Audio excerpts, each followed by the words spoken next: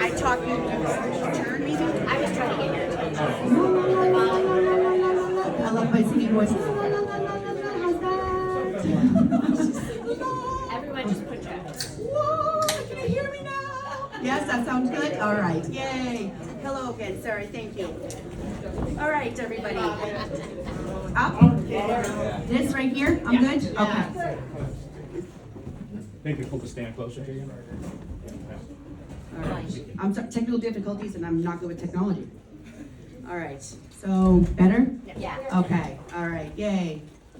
Okay, so welcome everyone. Thank you for coming to the celebration of Kenneth L. Janey Jr., affectionately known as Ken. Talk into the mic. My name is Robin Charbonneau, and as leadership board member here at Second Parish, I'd like to thank you on behalf of the church for joining us today. And we at Second Parish would like everyone to know that you're welcome here today and always. So I was lucky enough to have worked with Ken during some of his final months. Deborah had called me to cat sit for them and David, because I'm an animal caretaker as well. And she mentioned her brother-in-law, Ken, was in need of a PCA. And I'm sort of a jack of all trades, so to speak, and Ken seemed to love that about me because I did a lot of odd jobs around Ken's house. Ken was a man of many jokes, and I'm sure he's bravely sorry he couldn't be here today. But he's appreciative of everyone who came to share the fond memories of him with us. I didn't work for Ken very long, but I did get to laugh with him each time I did. He brought a smile to everyone's face wherever we went on our adventures. The silly womanizer that he was called every lady sweetie, but he actually knew their names and their stories. So to me, that made him a real gentleman. When he was actually in the hospital himself for his final days back in December, he heard that I was in a car accident and called me to make sure that my husband Dylan and I were both okay.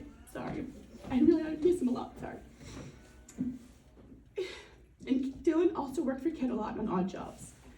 He was clearly the kind of man who took care of others before he worried about himself. He wasn't just a client to my husband and I, but he was a dear friend.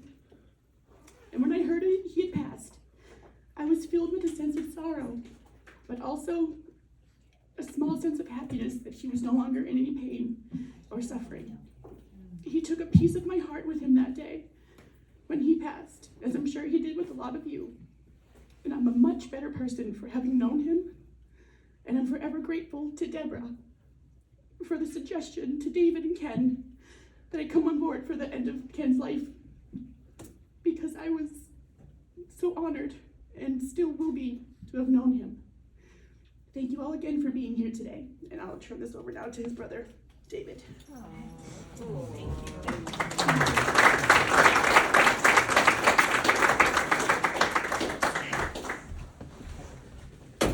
I'm going to put the speaker on a chair. See if that helps push the sound to the back a little bit. And, we'll hope it doesn't fall over.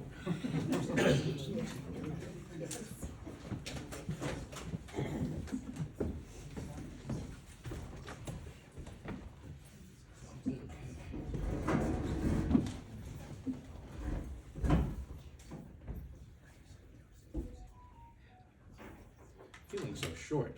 Put the speaker in back of the podium. That's Stand on.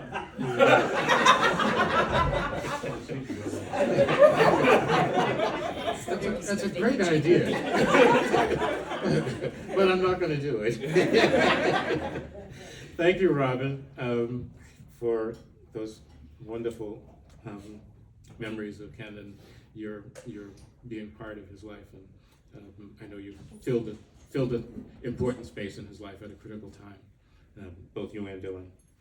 I can just review a little bit about how fitting it is to have this event at Second Parish. I think Robin mentioned a little bit about, her and Dylan being members here, but it also is a place where I have a childhood memory from 1968. My dad was asked to and gave the eulogy for Martin Luther King upstairs in this church. And we won't say how old I was in 1968, but I was just old enough to have a memory of it. It's a fond memory, and that was a bittersweet occasion as well. But, in addition to that, in Robin being members here, one of his best friends, who you'll hear from later, Chip King, and his wife are members here. And also, if you recall in the obituary, we were asking folks to make donations to the Hingham Food Pantry. It's a local charity because Ken was a local-oriented guy. And then we find out the Hingham Food Pantry is based in Second Parish Church. So when we first started thinking about a venue, Chip had told us, well, Second Parish is available, and we thought, yeah, maybe we'll figure it out.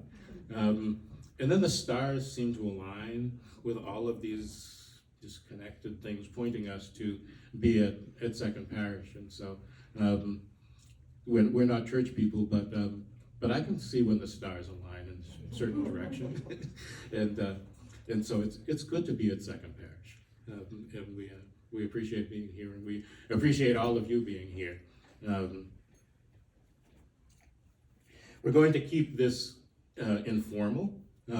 It's a memorial and a celebration of life. And as such, it's okay to laugh. Ken loved to joke. And it's also okay to cry. It's all good. It's all good. I want to acknowledge those who both physically and emotionally have traveled a long way to be here today. Those who knew Ken and those who knew of Ken are here to pay their respects and to support me and my family, and I can't say how much I appreciate that. We've asked a short list of folks to take a few minutes to share their thoughts and feelings about what Ken's presence in their life has meant to them, and I hope that will resonate with you as you reflect on your own connection with Ken. After all the speaking, Ken's dear friend and one-time roommate, Peter Mall, will treat us all to the lights of the piano as we segue into refreshments and conversation. We can all take advantage of the opportunity to talk about Ken, since he's not here to defend himself.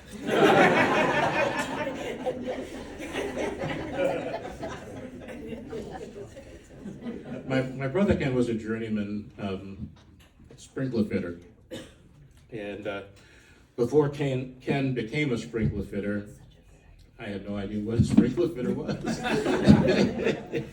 And if you're wondering what a sprinkler fitter is, just in any public building, look up at the ceiling and you'll see the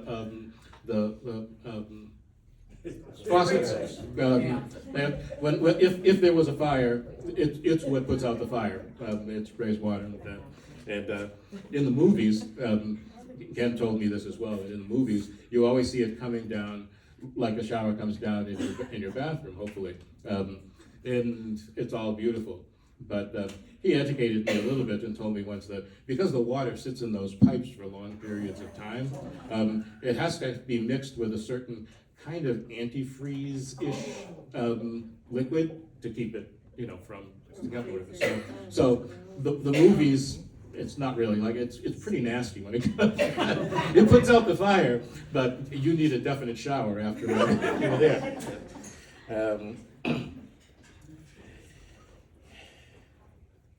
I want to thank the Sprinkler Fitters Local 550 for the beautiful flowers in the photo board table, and a special shout out to my daughter Kier for reaching out to the union and letting them know of Ken's passing and making that happen.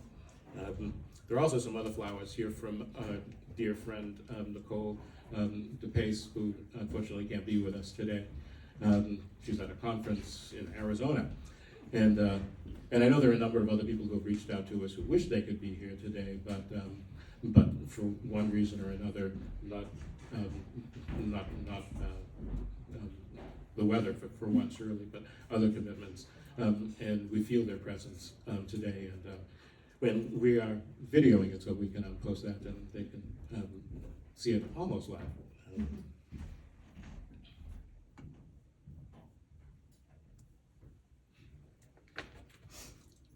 Quick story. As Ken's primary caregiver, I took him to lots of doctor's appointments. One of the last was to an advanced heart failure specialist, and the news was not good. So as we pulled out of the parking lot and up to a traffic light, I said to him, well, that was sobering. And Ken said, quick, roll down the window. So I did. There was a youngish guy in the truck next to us with kind of a reddish beard. Ken signals to him to roll down his window, so he does. And Ken screams at him, "Local 550, local 550. At first the guy looks puzzled, but he quickly catches on and he joins in the chant, "Local 550, local 550. Then I see the sign on the side of the truck door. It says, "Local 550. He was a very proud sprinkler fitter and a proud union guy. So, before others talk about Ken's growing up years and his adult years, I wanted to talk a little bit about Ken's start in life. He was born May 10th, 1954. Before he was born, our parents, Ken Sr. and Daisy, were living in Everett with their two daughters, Betty and Peggy. Betty was 7, Peggy was 6. So even before Daisy realized she was pregnant with Ken, Betty was killed in a tragic accident. She was run over by a delivery truck. So Ken was born into that trauma. And, you know, that's, I think, part of his origin story, and part of the story of my family of origin. So within a year of that tragic accident, the family moved to Hingham, and that's where many of you have known him from. So flash forward 60 years, my wife Deborah was asking my mom Daisy about my childhood and Ken's childhood and our childhood together. So Daisy says, well, we had David a year after Ken was born so that Ken would have someone to play with. But they never really got along.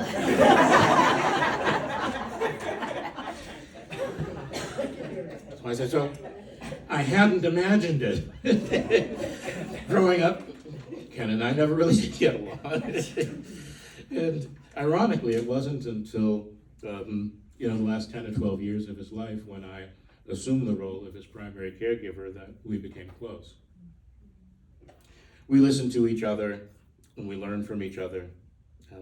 I taught him a little bit about technology, and he taught me a lot about the value of sustaining friendships over a long period of time. And many of you are a testament to that.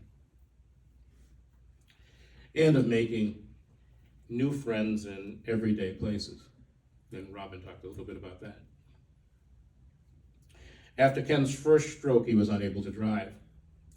So as his primary caregiver, I took him out on lots of errands. Doctor's appointments, grocery store, whatever. Others I know took Ken on a lot of errands too. Stop and Shop, Hingham Center Pharmacy, Rich Dale's, to buy lottery tickets, of course. Several of those folks are here today. So raise your hand if you ever took Ken on an errand anywhere. Yeah. So I call you out to thank you, but also because I need you to back me up. Taking Ken on an errand was always twice as long as it would have been if you had just done the errand yourself without taking him. True? Yes. Yeah. And that's because Ken insisted on talking talking to everyone in the store or the doctor's office or wherever. If he didn't know the clerk's name, he would introduce himself. He would ask their name. And remember it next time, because now they were friends. I confess, at times this annoyed me.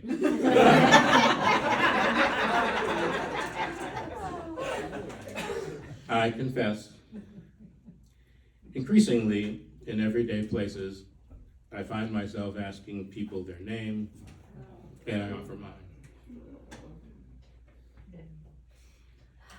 If you don't mind, I'd like to read 2 short poems, I promise. One I wrote shortly after Ken died, and another a few years ago. But the first is called So Much More. Executor of my brother's estate sounds so much more lofty than the 2 weeks I've spent cleaning out his 1-bedroom public housing apartment.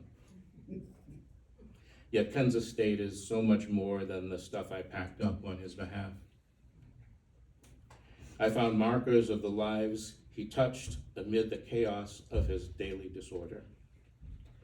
Cards, letters, pictures, seemingly random objects, so much more carefully placed, thoughtfully tucked, quite intentionally to occupy not just a space in a drawer or on a shelf. Each treasured memento pointed to a person who touched him tenderly in some important way. Each elevating his estate to so much more. Each elevating his estate to something quite lofty. Something quite lofty.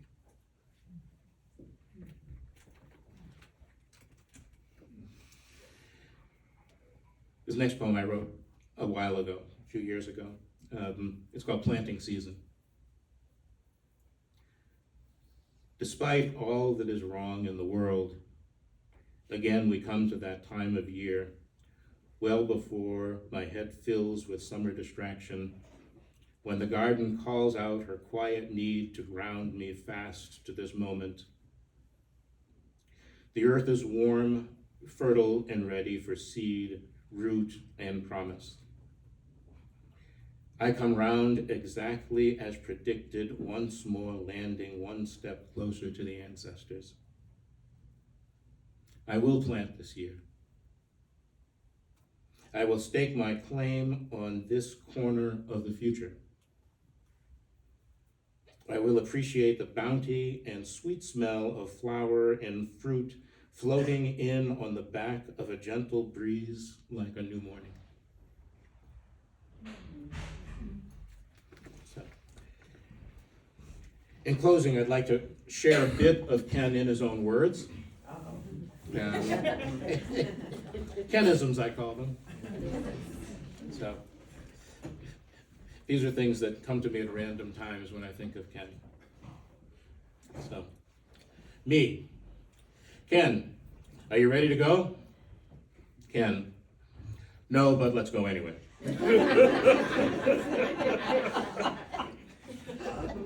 To a neighbor, and I see a few of his neighbors here today.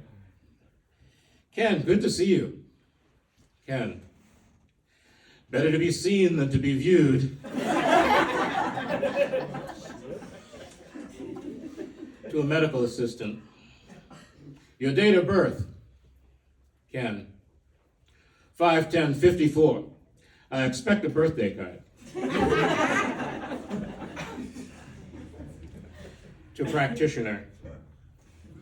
Ken, how are you feeling?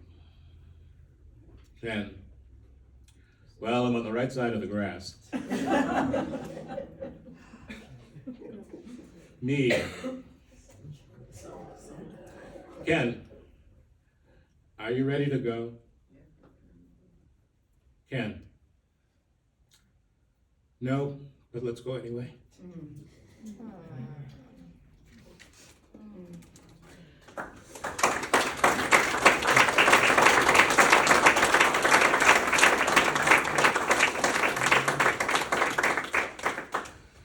the next person to speak is the only person I know who loves the game of golf as much as Ken did.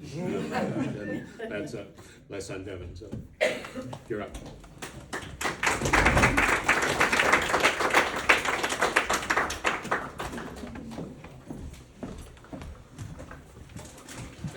And a bonus.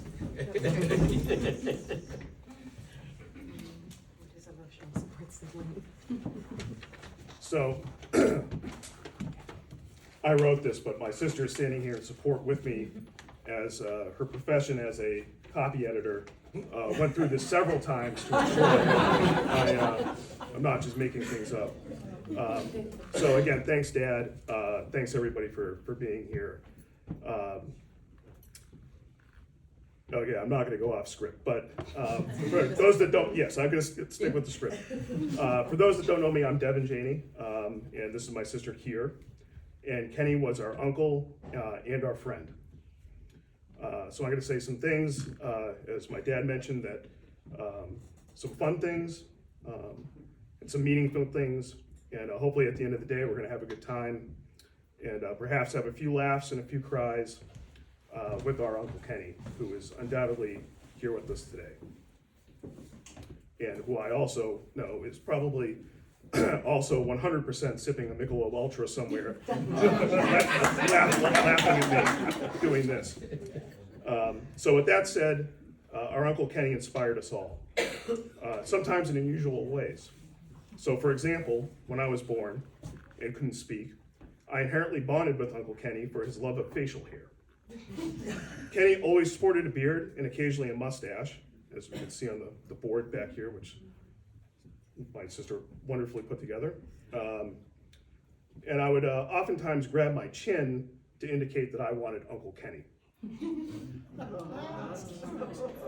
Apparently, Kenny's facial hair was some sort of legendary attribute. Was he a grizzly mountain man from the south of Hingham? Perhaps a Civil War general? As I got older, as it most likely turns out, I'm pretty sure that just like me later in life, he was just too lazy to shave. So, I think he told me that, actually. Once I learned to speak, Kenny and my communication continued to get stronger. Such was the time prior to caller ID when Kenny furiously called our house on Foley Court in Hingham, and thinking that there was, he called our house by accident, thinking he was calling whoever had been prank calling him back. So I think we all remember the times before caller ID, and you would hit *67 or something, or redial, and somehow that got screwed up on Kenny's end. So he was calling me. So of course, teenager Devin picks up the phone, and I started yelling back at this stranger who was yelling at me. Naturally. I believe I verbatim called Kenny a phone capone, and he retorted by calling me a telephone tough guy. And then we both hung up.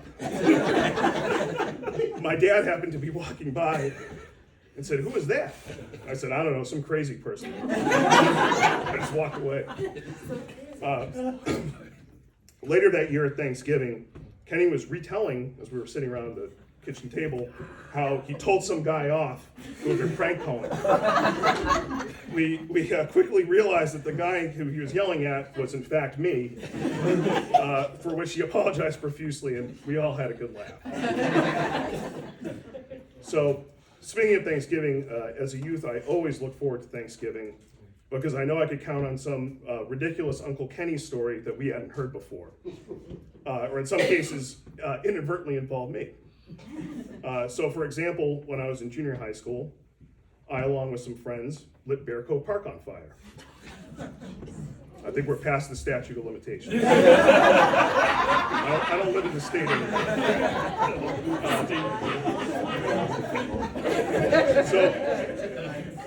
Ironically, several weeks after the Bear Cove fire, that year at Thanksgiving, Kenny was recounting how he was on his way home from work and got flagged down by a friend on the Hingham Fire Department to help him carry a hose into Bear Cove Park to put out the fire, the one that his nephew had started. I'm sitting there thinking, wow, That's really weird. And this is incredibly ironic because, as many of you certainly recall, in his youth, Kenny accidentally lit the woods on fire behind my grandparents' house on Cleveland Road. So it all comes full circle. Around the time of the fire, I was a rebellious teenager. Some of you also probably know about me. But my parents thought it would be a good idea to have me sit down with my uncle, talk some sense into me, which was, of course, a very bad mistake.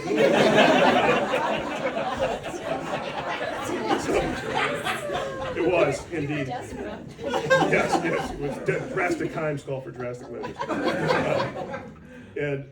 Once I sat down with my uncle and explained all my teenage angst of the world to him, his simple response, he looked at me and he said, talking about a Kenism, this is great, he said, "Well, Dev, a bad day at home is always better than a good day at school." It's not wrong. So our similarities did not stop with our love of facial hair, setting fires, or Thanksgiving dinners. We both shared a love of golf, which my dad just touched on.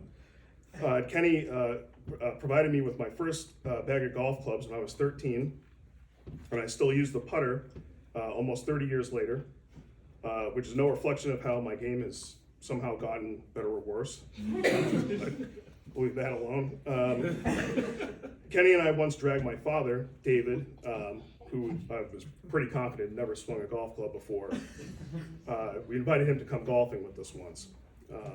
And I'm pretty sure that was also the first and last time you will ever go golfing, which proved to be extremely highly entertaining for both Kenny and myself. I don't think I've ever seen someone actually hit a golf ball backwards before. It did in fact happen on that occurrence.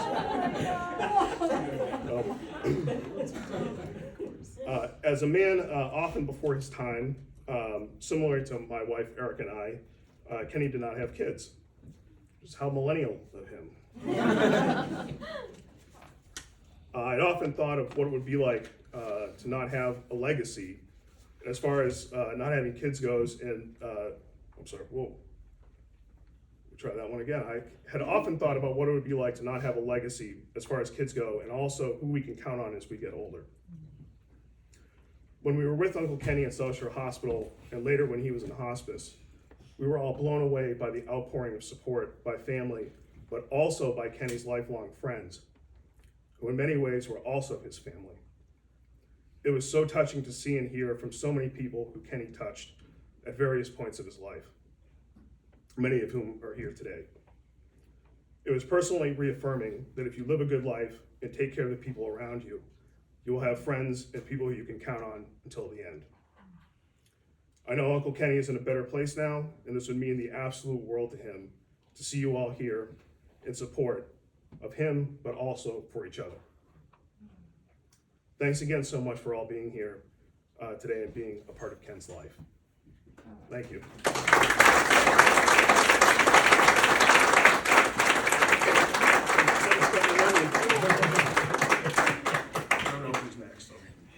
I know who's next. Okay, I hope so.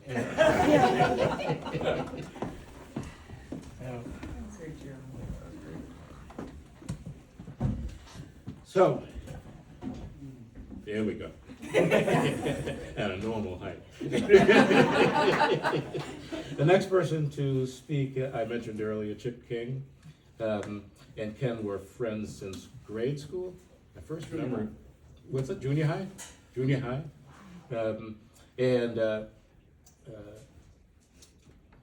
That was a very long time ago.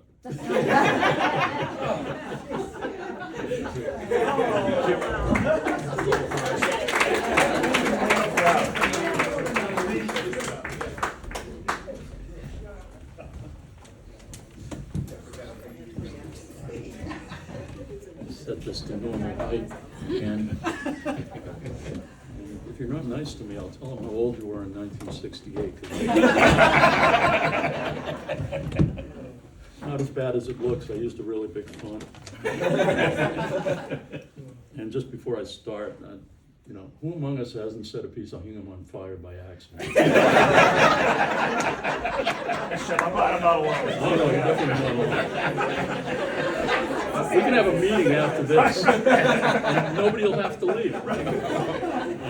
But I want to thank you all for being here. I'm very privileged to share this time with you and celebrating my friend Ken's life, and I want to thank David and his family for asking me. I first met Kenny in October of 1967. My family just moved to Hingham from Chicago, and my mom took me down and enrolled me in South Junior High the next day. I think that had a lot to do with spending 3 days in a car with 5 kids. I really don't remember whether we met that day or soon after, but I do remember one thing that really caught my eye: Kenny's bike. He had a Schwinn Stingray with a banana seat, high handlebars, and a gear shifter like a car. It was awesome. I knew I needed to get to know this kid and possibly steal his bike. It presented itself, but it never did. I had my eye on David's bike. Over the next few years, we became close friends. I was thinking back on all the events in my life that Kenny was a part of, and it's a pretty long list of things, both commonplace and significant. Pond hockey, shoveling driveways together, working in the kitchen at the country fair, which is now the Scarlet Oak, and just hanging out together. When Neil Armstrong landed on the moon, I watched it in Kenny's house. I think, David, we were down in your basement. The first day I had my driver's license and begged my dad to let me have the car. It was Kenny who rode with me. My dad told me not to leave Hingham and be home at 9. So when we left Situate Harbor 10 minutes later,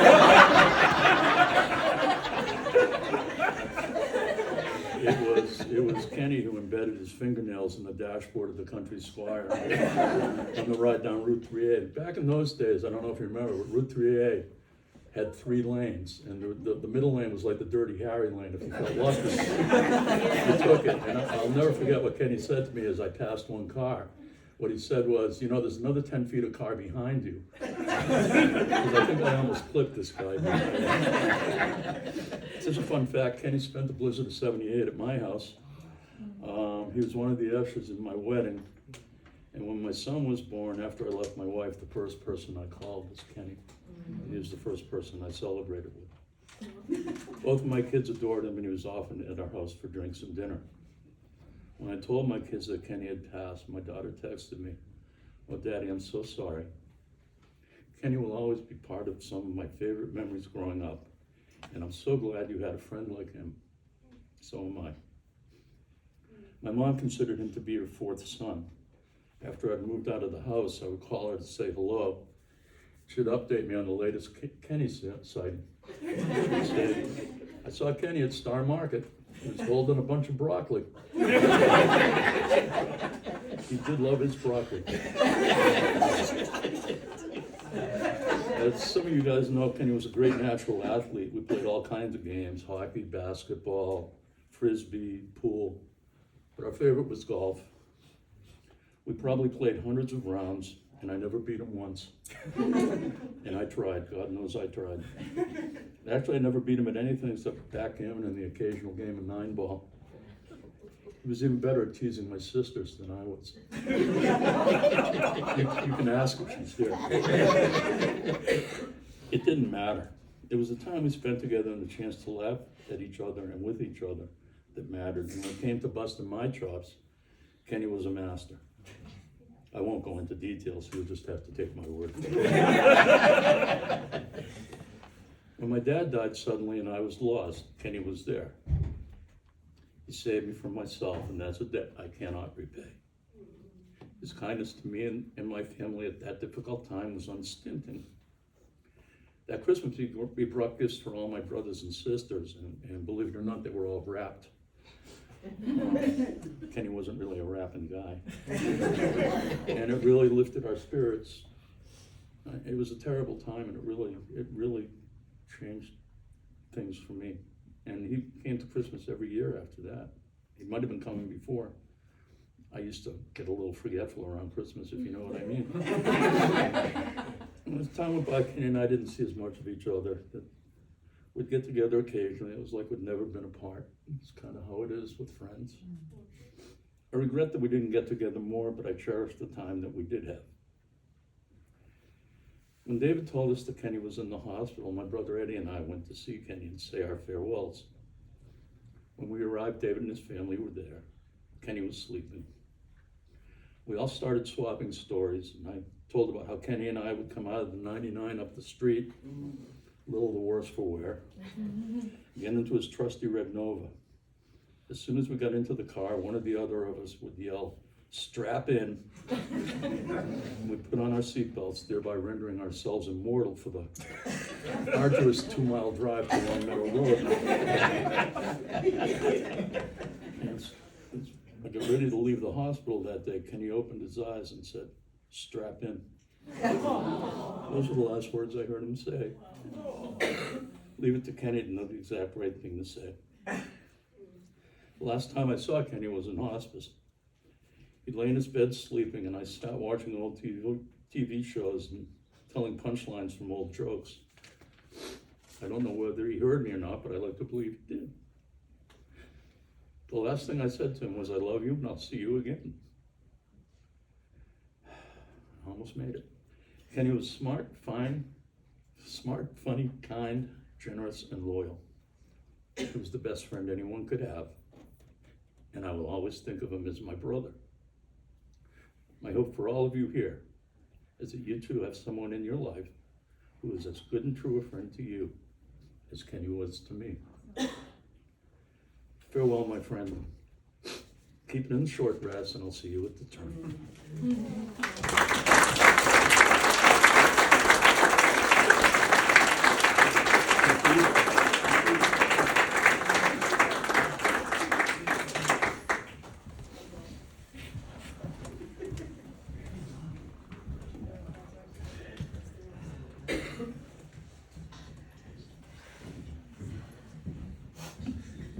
Next person to speak is Brian Hickey. Brian probably was further away than any other of Ken's school friends. But despite the distance, Brian always called Kenny regularly, stayed in touch, made sure, as he put it, as Ken was in declining health, that he still knew he was in the game. And, I appreciate that. Brian?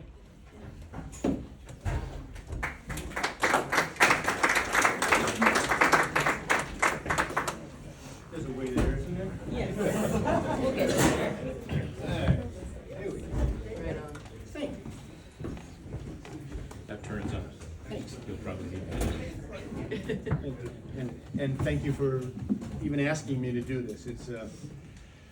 It's a tremendous honor, really, to be able to honor our friend. I know that Matthew, the Gospel of Matthew, chapter 18, he talks about whenever 2 or more of us are gathered in his name, he is with us. And Peter, Paul, and Mary took that a little bit differently and said, whenever 2 or 3 or more of us are gathered in his name, there's love. And that's it. That's what this is all about. It's because the people in this room loved Kenny, and it was not a hard thing to do. I just feel like he's part of our life, and it's worth celebrating. Like David said, don't be afraid to laugh and cry today. But you just made this very difficult for me.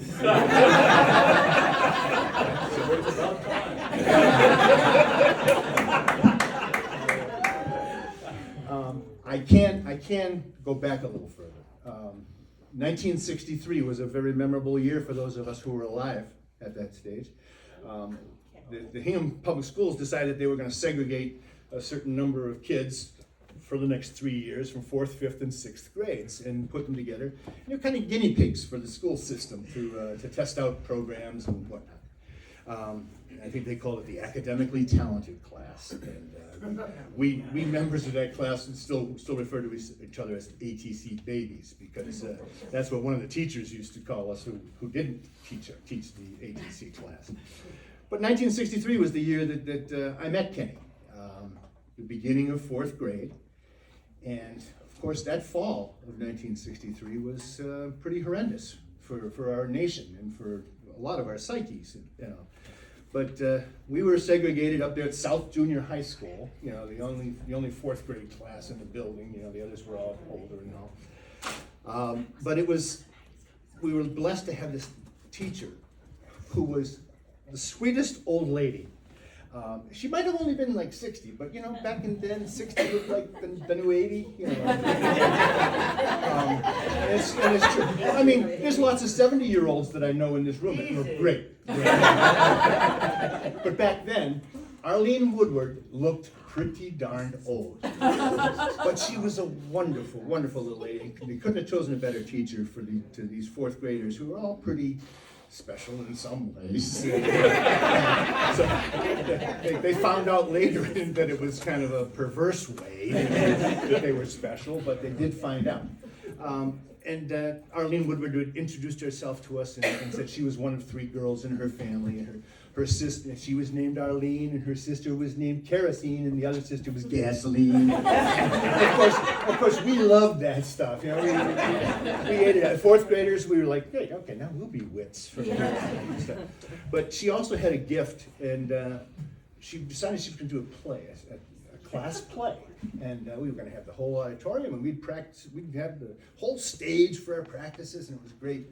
And in a genius move of casting, she had picked out in the first couple of months of our class who was going to be the evil wizard in our class. The bad boy was named Abenazer, and that was me. But the real stroke of genius was to take our little friend, Kenny, and make him into the character of Choky Chop from Chinatown.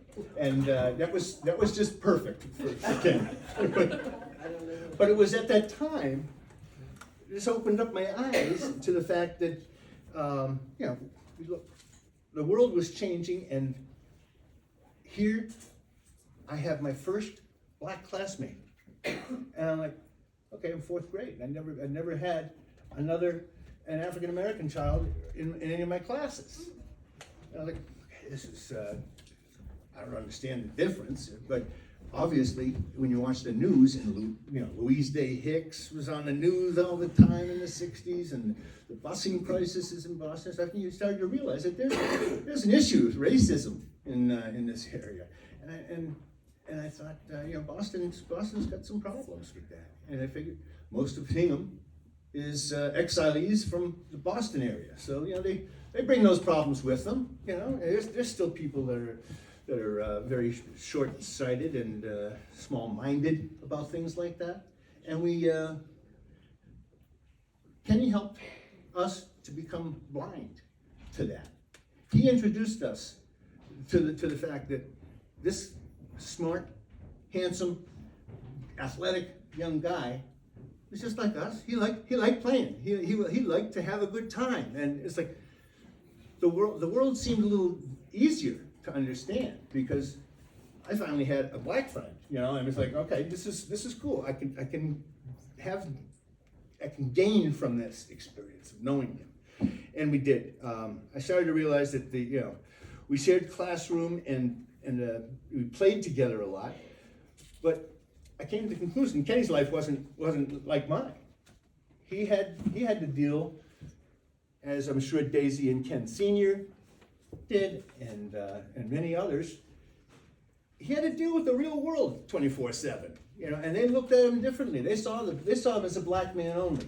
They didn't see him as a bright, brilliant, young, handsome black man. They saw him just as a black man, and for that reason, you know, the color of his skin put him in a different category, and that awoke a lot in me. And my mom was kind of a liberal presence in Hingham as well, and she drummed into us a number of different values, and I think she was very happy to know that Ken was my good buddy, and he remained that for a lot of years. But I think about Daisy and Ken Sr., the Camilla Roundtree, the Fairhursts, the people in Hingham, the black people who lived in Hingham, they had an amazing ability to show restraint and adapt to the whole situation in Hingham. I'm sure that there were many times that they would overhear racial slurs. They would be shunned for some reasons or another, and it was probably a very tough time. But they raised Camilla Roundtree and Daisy Janey, and those families raised tremendous young people to come into our community, and it's been a great thing for us. Hingham is still a lily white town, but you know what? It's my home. I haven't lived here for 47 years, but it's my home, and it's where my indoctrination came to racial interaction, I suppose you could call it. But it was one of those things that just I came to admire the way that Kenny could handle himself in a situation without ever losing it. You know, he just didn't lose his temper. Maybe on the golf course occasionally, but that's constrained to there. You know, that's okay. He was able to deal with stuff, and with a smile, with that wit, and we all came away from it really better for it. So the way I look at it, I've been gone for 47 years, and the last 15 years or so, whenever I come home to Hingham, I promised Kenny when he took residence at Baxter Street that I would always make sure to get him out for a meal or take him somewhere, and we'd roll. We'd go meet some friends for brunch or lunch or whatever, and get him out and then bring him back. And it always took a long time. That's for darn sure. But he and I think he was so gracious about it, and so appreciative of it. You know, just a small kindness, and that's what he was about. Was those small kindnesses and treating people at the counter at every store that he goes to like they're going to become his best friends and stuff. You know, that was just the way he liked to interact with people. And I remember in 1977, I just moved to Michigan a couple months before, and I came home and I brought my future bride with me to meet, you know, see my hometown, and I don't think she had met my mom yet, but that was a big one. But I had assembled a blue ribbon panel of judges to make sure that my selection of bride would be appropriate, and of course Kenny was one of them. And of course, Kenny flirted like hell with her, because that's what Kenny did. He was a flirt. If they wore a skirt, he was there. You know? He was amazing that way. But he was also, you know, a great athlete and a great friend, and you know, a great cook. I mean, he had so many things going for him, and even when the strokes came along and his life changed dramatically, he never wavered from the kind of person that he was already, and that's from his family and from his upbringing, and I am so grateful that I had an upbringing, and he was part of it in Hingham. So I really apologize. I kind of lost my track on this thing, but I just want you to know I would call him every month or two from Michigan and speak with him, and I always ended by telling him, "I love you, brother," and he would always say, "I love you back," and that always warmed my heart every time I hung up the phone with him. I felt good. When he called me in December, I knew something was wrong, and because I was the one who always initiated our calls. And the last time I had talked to him, he was having some difficulty spitting out words. You know, the retrieval process just wasn't there for a couple of years. But this time, he had some things to say, and when he told me he had been at Harbor House and got some infections, and there was just too many things going on that he had to be admitted to the hospital, and it was his way of telling me, without ever saying it, that the next chapter was about to happen in his life, and he knew it. And I am forever grateful that he called me to let me know so that I didn't have it thrust upon me as a total surprise. So I miss him dearly. New Year's Eve will never be the same, because I'll think of him every one that I celebrate, and I'll think of him with a smile on my face, because that's what he was. So thank you very much for letting me do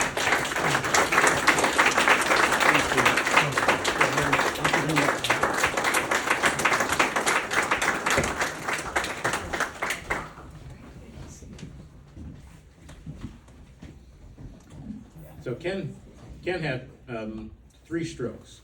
But, shortly after the first one, he started attending a support group for stroke survivors at the Hingham Senior Center. And I know when I was typically the transportation to his doctor's appointment, so I knew very well. You don't book a doctor's appointment for Ken on Tuesday, because that was stroke group day, and he wasn't gonna miss it. Senior shuttle bus. Yes. My father drove with him all the time. Patty? Yes. Yes. Glad you're here. Couldn't be. So the facilitators of that stroke group were an amazing couple, Don and Ann Campbell, and Ken thought the world of them. And I'm so thrilled that they're here today to say a few words about Ken. If you don't mind coming up, Don and Ann.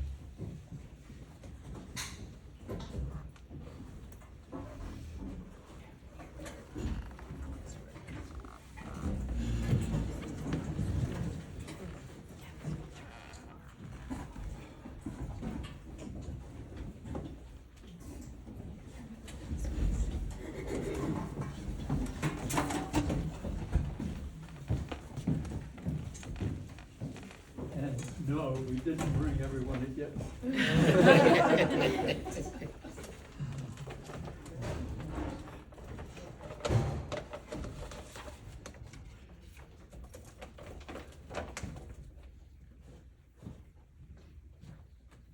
Yes, I'm Don, and this is my wife of 68 years. And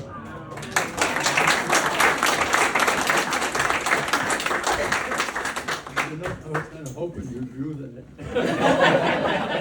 Should have gone in the convent.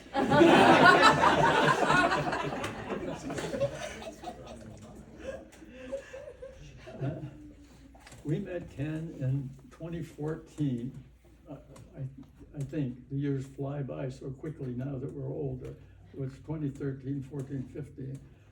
The person who had worked at the Hingham Senior Center, or had volunteered rather at the Senior Center, was unable to continue on with her group of stroke victims. And the director of the center came to us and asked if we would volunteer to facilitate a Tuesday morning meetings of a stroke group consisting of 6 people. We were already volunteering. I was showing my movies from my collection of films once a month, and we called it Thursday at the Movies. And that was once a month, which if you think about it for a minute, that means only 12 times a year. Now we were being asked to volunteer for every Tuesday morning. So we had to think for a couple of minutes about that. I tried to think of it as, well, not every Tuesday morning, just think of it as once a week. And that made us feel a little better. These movies, Anne was supplying goodies for the moviegoers, mostly homemade goodies. But I have to tell you, this is due to Ken. Sorry. It turned out to be one of the best decisions we ever made. We soon got to know and admire our charges and realized that Ken was the glue which held our little group together.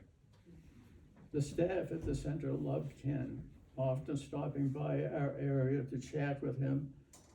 Dave, the mailman, would stop by and he and Ken would discuss golf until Dave had to rush off to continue his route. And you could ask Ken anything. He knew a great deal about a lot of things. I once thought I had him, and I couldn't wait for that Tuesday morning to come around. And I kind of steered the conversation onto lawyers and what was going on in court and so forth. And I asked him if he could explain to us the difference between unlawful and illegal. And after allowing him to go on for a few minutes, I interrupted Ken, no, I don't agree with that explanation. Unlawful means against the law. Wait for it. Illegal is a sick bird.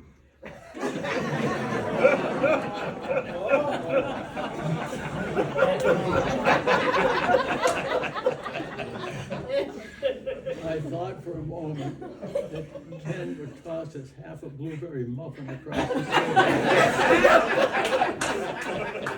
table. Ken was always a good sport. Smart, considerate, caring, always positive attitude, never a complaint.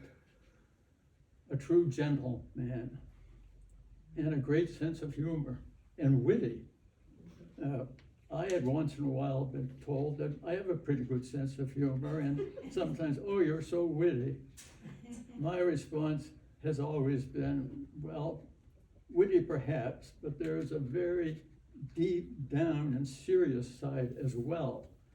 So perhaps you could refer to me as a half-wit. Well, put two half-wits together and watch out.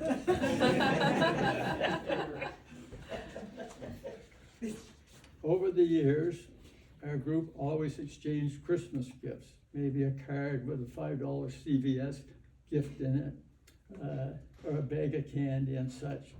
Ken always arrived with a shopping bag loaded for goodies with everyone in the group, including us. And that was 5 other individuals plus the 2 of us.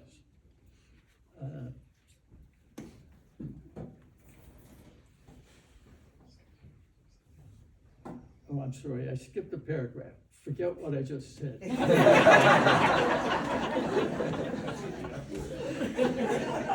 I almost left it out of the picture, which did not do. Ken always protected Anne with my silly behavior with a comment, Anne, just give him a smack on the head with your frying pan when he gets out of hand. And when she complained of never being able to find me out in the yard, because I was always out in the yard, and it was time to come in, Ken suggested tie a couple of cowbells around his neck. And again, get that frying pan out. That soon became a catchphrase, the old frying pan. Okay, now we'll go on to Christmas. Over the years, we always exchanged the Christmas gifts, and Ken always brought that large bag of goodies for everyone. He was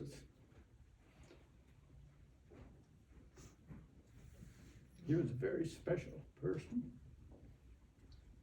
One year, he gave Anne a beautiful, useful gift, and we brought it along. We thought you would like to see it. She was so thrilled. Yeah.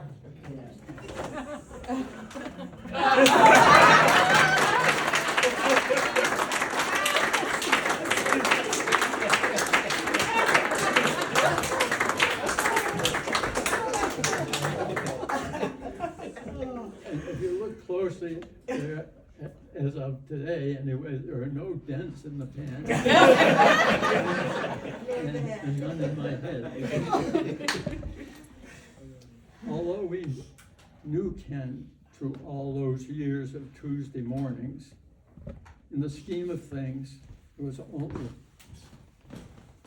only a brief moment in time, not unlike ships that pass in the dark of night with a quick flash of light and recognition. Godspeed, safe journey, continuing on to their next ports of call. Well, Ken has reached his destination, paradise. Yet that spark of light continues to shine brightly in our hearts and in our minds. We love you, Ken.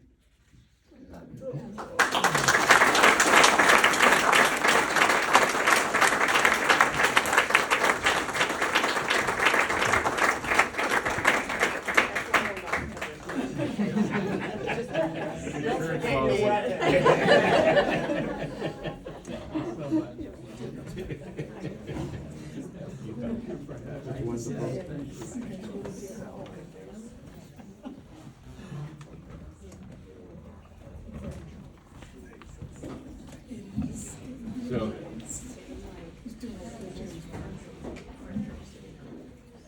thank you all for being here, and thank you into the ether for those who are here with us in spirit. It was wonderful to hear your stories about Ken. Some I haven't heard before, some I have, but Ken's sense of humor more than anything else lingers in the air, and that I think maybe is so much of his essence and in his spirit. So I thank you all for that. Please stay. There's lots of food. I won't tell you who ordered the food. Lots of food was ordered, so eat up and enjoy, and we can continue to talk about Ken and either reconnect or get to know folks that you don't know. But thank you very much. I love the love of the room.